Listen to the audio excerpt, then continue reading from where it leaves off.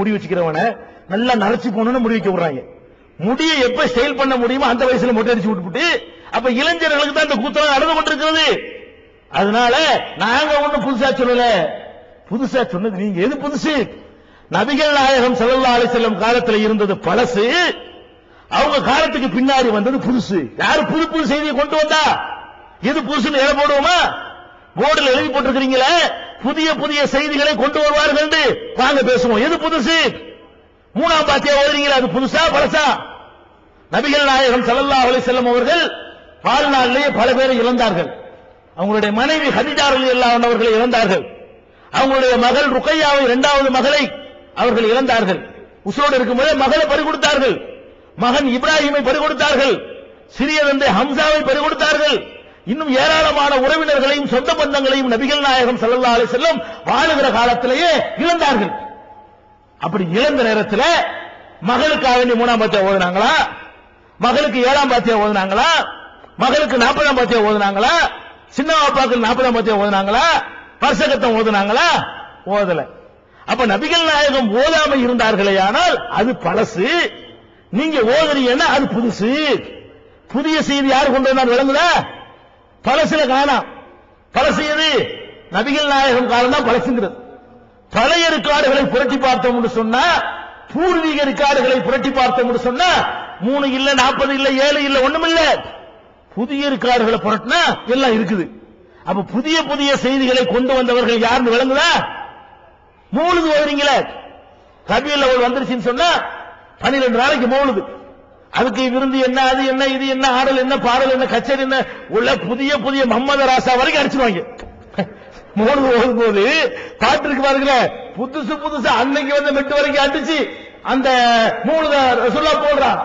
ரசூல் ஸல்லல்லாஹு அலைஹி வஸல்லம் அவர்களை புகழ்வதாக சொல்லிக்கொண்டு புதுசு புதுசாக வருகிற பாடல்களை, சினிமா பாட்டெல்லாம் யாவப்படுத்துற மாதிரி மெட்டுகள் புனைந்து பாடுகிறீர்களே, அதுல கூட ரேட்டு.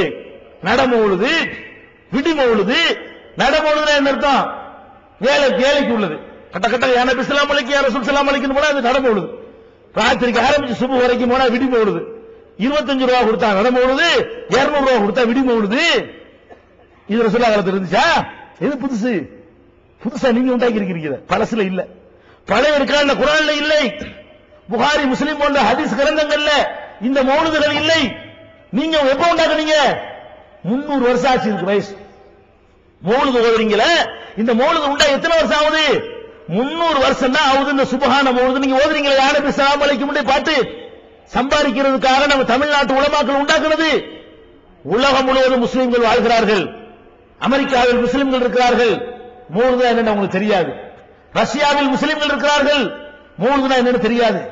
அரபுனா 57 முஸ்லிம் நாடுகள் இருக்கின்றன. எந்த நாட்டிலையும் மௌலிது என்றால் என்னவென்று தெரியாது. அப்ப என்ன எதிர்ப்பு செய்து? பிழப்புக்காக வேண்டி, காசு சம்பாதிக்கிறதுக்காக வேண்டி, வயிற்றை நிரப்புவதற்காக வேண்டி இப்படி ஒரு அரபில ஒரு பாட்டை எழுதி மக்களை ஏமாற்றி பணம் பறிக்கிறதுக்காக உண்டாக்கி இருக்கிறீங்களே, இது புதிய புதிய செய்திகளா? போர்டு எழுதி போட்டிருக்காங்கல்ல, உங்களிடத்திலே புதுசு புது செய்திகளை கொண்டு வருவார்கள் எழுதியிருக்கல. நபிகள் நாயகம் ஸல்லல்லாஹு அலைஹி வஸல்லம் சொன்னாங்களே, அந்த ஹதீஸ் அழகா எழுதி போட்டிருக்காங்க. உங்களிடத்திலே புது செய்தியை கொண்டு வந்தவர்கள் யார்? இந்த மௌலிது புது செய்தி என்று நாங்கள் சொல்கிறோம். உங்களுக்கு மறுப்பு இருந்தால் பழைய ரிக்கார்டுல எடுத்து காட்டுங்க. பழைய ரிக்கார்டு எது? குர்ஆன். பூர்வீக ரிக்கார்டுல மௌலிதுக்கு ஆதாரத்தை கொண்டாந்து காட்டு. ஹதீஸ்ல கொண்டாந்து காட்டு. யா நபி ஸல்லல்லாஹு அலைஹி வஸல்லம் எடுத்து காட்டி பார்ப்போம். அப்ப இந்த மௌலிது என்பது வயிற்று பிழப்புக்கு உண்டாயிருக்கிறார்களே, இது புது செய்தி, இது பழைய செய்தி இல்ல. ஒருத்தனுக்கு நோய் வந்தா என்ன செய்யலாம்? மருத்துவம் பார்க்கலாம். நபிகள் நாயகம் ஸல்லல்லாஹு அலைஹி வஸல்லம் சொன்னாங்க, இன்னலி குல்லி தாயின் தவாவுன். ஒவ்வொரு நோய்க்கு மருந்து இருக்கிறது. ததாவு, மருத்துவம் செய்யுங்கள். எனக்கு வயிற்று வலி வந்தா அதுக்கு ட்ரீட்மெண்ட் எடுக்கலாம், மருத்துவம் பார்க்கலாம், மாத்திரை சாப்பிடலாம், ஊசி போடலாம், எல்லா விதமான வைத்தியம் பண்ணலாம். அது இஸ்லாம் அனுமதிக்கிற ஒரு காரியம். அதை தாண்டி ஏதாவது நீங்க ஆன்மீக நிலையில செய்வதாக இருந்தால் அல்லாஹ்விடத்தில் துஆ செய்யலாம். என்ன செய்யலாம்? அது ரசூலுல்லாஹ் அப்படித்தான் செஞ்சார்கள்.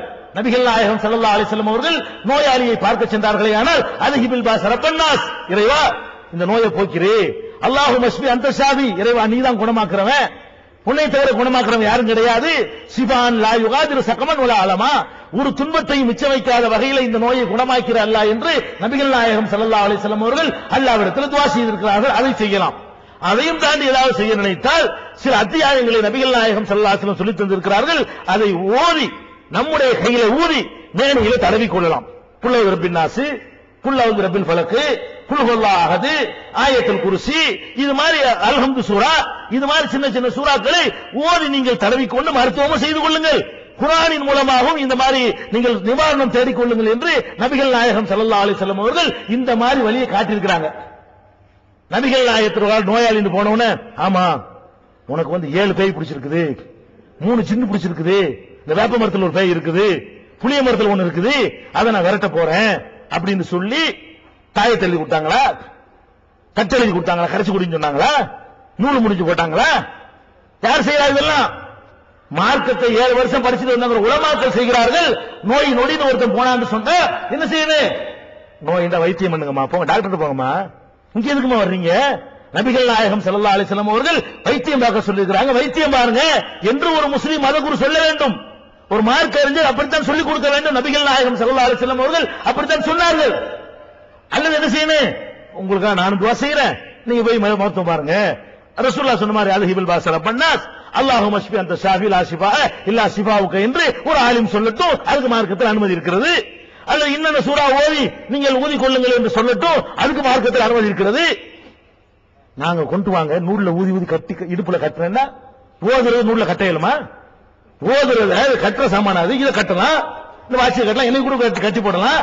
ஓதுற சத்தத்தை எப்படி கட்டுறது? அல்ஹம்துலில்லாஹி ரப்பி அர்ரஹ்மானிர் ரஹீம், கொஞ்சமாச்சு மூலத்தை சிந்திக்க மாட்டேன், இது எது என்னத்தை கொண்டு நூல்ல கட்டையலும், நூல்ல கட்டுற சாமானாது என்று யோசிக்க வேணாமா? அவர் ஓதுறாரா, ஓதி என்ன செய்யறது? பூண்டு கட்டி தர்றாரு, அது இடுப்புல கட்டி தீரான். என்னடா அது கட்டி இருக்குது, என்ன கட்டி இருக்குது? கட்டுறதுக்கு என்ன மேட்டர் எங்க இருக்குதுங்க? அப்ப நபிகள் நாயகம் அல்லது அறிவுபூர்வமா பொருந்தலன்னு வச்சுக்க, நபிகள் நாயகம் சொன்னாங்கன்னா எடுத்துக்காட்டு செஞ்சுட்டு போறோம், எங்களுக்கு பொருந்தாட கூட நாங்க செய்வோம். நபிகள் நாயகம் ஸல்லல்லாஹு அலைஹி வஸல்லம் சொன்னார்களே ஆனால் நாங்க லாஜிக் பேச மாட்டோம். ரசூலுல்லாஹ் சொன்னா எங்களுக்கு தத்துவம் வழங்கல, இருக்கும் ஏதோ ஒன்று இருக்குன்னு நம்பிட்டு போயிருவோம். நபிகள் நாயகம் ஸல்லல்லாஹு அலைஹி வஸல்லம் அவர்களும் இப்படி சொல்லி தரவில்லை, அறிவுக்கும் பொருந்தல. ஊதுறத கட்டையல, அதை கொண்டு இடுப்புல கட்டிட்டு தெரியுறீங்க. அதே மாதிரி எழுதி கொடுத்து 2000 ரூபாய் கொண்டு வா, ஒருத்தங்க நோய் வந்துடக்கூடாதுங்க, 2000 ரூபாய் கொண்டு வா. எதுங்க 2000 ரூபாய்? தட்டு எழுதி தருவேன், தட்டு அலுமினியம் என்னது மங்கு, சைனா மங்கு இருக்கு பாருங்க, அந்த பீங்கான எடுத்துட்டு ஒரு சொல்லி அதுல எழுதுவாங்க. என்ன எழுதுவாங்க? அல்ஹம்துலில்லாஹி ரப்பில் ஆலமீன் தெரிஞ்சுக்கிறீங்கல்ல, அது பிரிச்சு பிரிச்சு எழுதுவாங்க. அலிஃப் லாம் ஹே மீம் தால் ஒத்த ஒத்த எழுதுவாங்க, வேற ஒண்ணும் கிடையாது. பெரிய நவீன விஷயம்லாம் இல்ல. இந்த அல்ஹம்துலில்லாஹி ரப்பில் ஆலமீன் என்பதையே அல்ஹம்துன்னு மொத்தையை சேர்த்ததான் நீங்க வாசிக்கிறீங்களாம். வாசிக்க கூடாதுங்கிறதுக்காக வேண்டி அலிஃப் லாம் ஹே மீம் தால் துண்டு துண்டா துண்டு எழுதி இருக்கும்.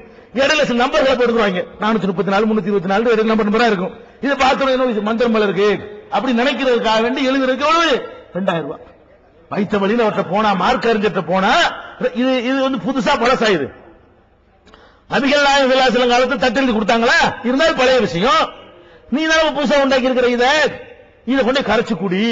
நான் கேட்கிறேன், எப்ப கரைச்சிட்டே எழுத்து பசி மைய தான் இருக்குது. அறிவுகட்ட மடப்பையில எழுதி கரைச்சாலும் அந்த மைய தான், லா இலாஹ இல்லல்லாஹ்னு எழுதி கரைச்சாலும் அந்த மைய தான்.